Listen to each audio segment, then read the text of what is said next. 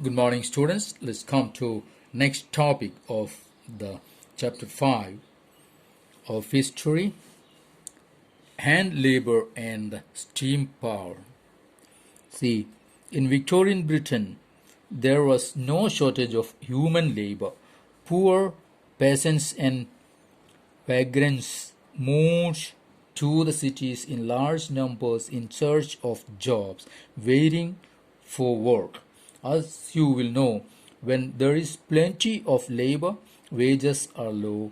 So, industrialists had no problem of labor shortage or high wage costs. They did not want to introduce machines that got rid of human labor and required large capital investment. Okay, so now the initial stages of the industrialization or the mechanized industrialization, there was abundance of labor force, so the industrialists, the merchants, they were not that much interested in using the costly machines because that was costly, very costly, and cheap labor was available. Okay, in many industries the demand for labor was seasonal.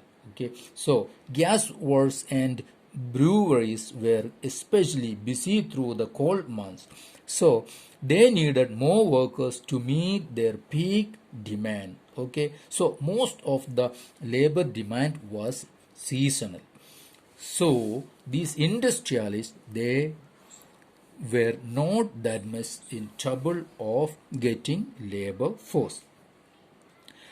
Now, bookbinders and printers catering to Christmas demand too needed extra hands before December. At the waterfront, winter was the time the ships were repaired and spruced up.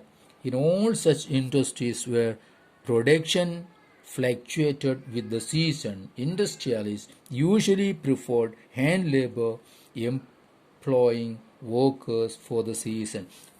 So, see, the labor demand was seasonal, so employers, they didn't introduce machineries, instead they used labor power. So labor they used, many industries mentioned here, all these, their work was, production was seasonal, so they used labor force instead of using machinery. A range of products could be produced only with hand labor. Okay, so many products were there, these could be made by hand. Okay, machines were oriented to producing uniforms, standardized goods for a mass market, but the demand in the market was often for goods with intricate designs and specific shapes. In mid 19th century Britain, for instance, 500 varieties of sea hammers were produced and 45 kinds of axes. These required human skill, not mechanical technology. Okay, so there the demand in market was human handmade products than the machine made products. Okay, so the Victorian era means the 19th century, 18th, 19th century, the most products were selling in the market were handmade. Okay, in Victorian Britain, the upper classes, other reason for this, the aristocrats and the bourgeois preferred things produced by hand. The upper class people, they preferred more, especially the apparels, means the clothes, textile items, they preferred handmade items. Handmade products came to symbolize refinement and class. They were better finished, individually produced, and carefully designed.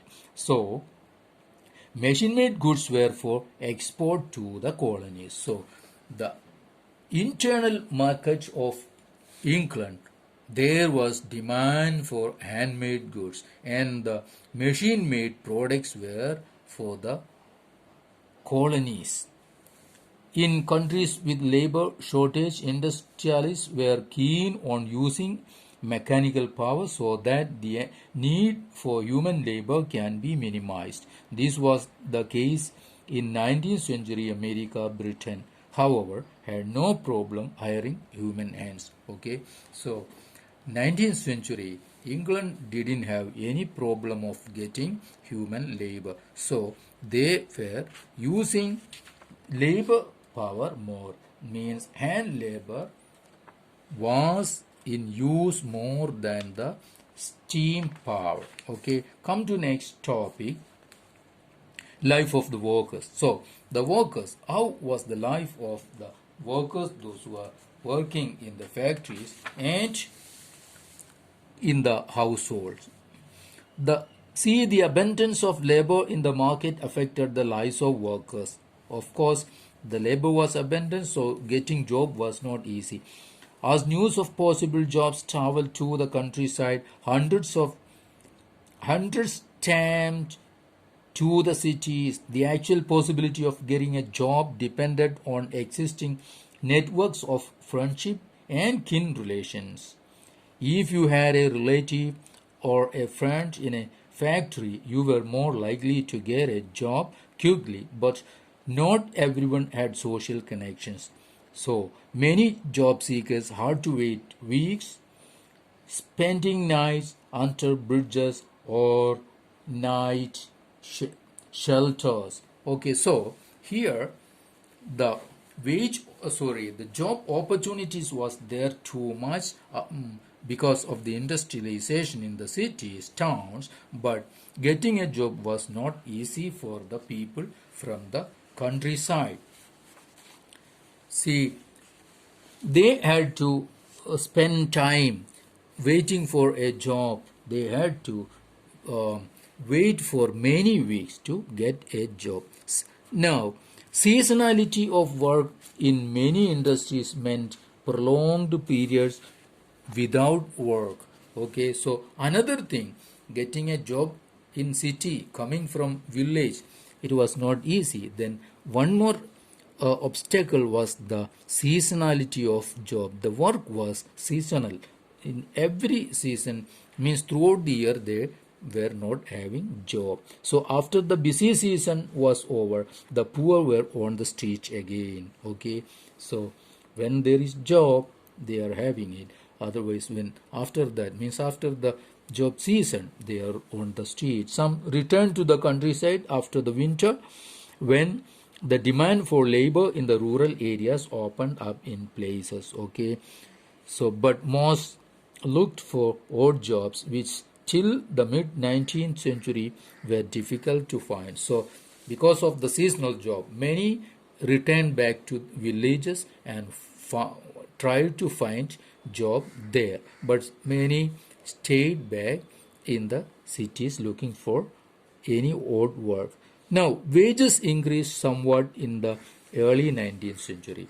In early 19th century, wages increased, but they tell us, see, little about the welfare of the workers. Though the wages increased, the welfare was not, the working condition or welfare was not that good. The average figures hide the variations between trades and the fluctuations from year to year. Okay, for instance, when prices rose sharply during the prolonged um, Napoleonic War, the real value of what the workers earned fell significantly, since the same wages could now buy fewer things. Okay, because of the war between France, the the wage what they were getting, the workers were getting, was not that much,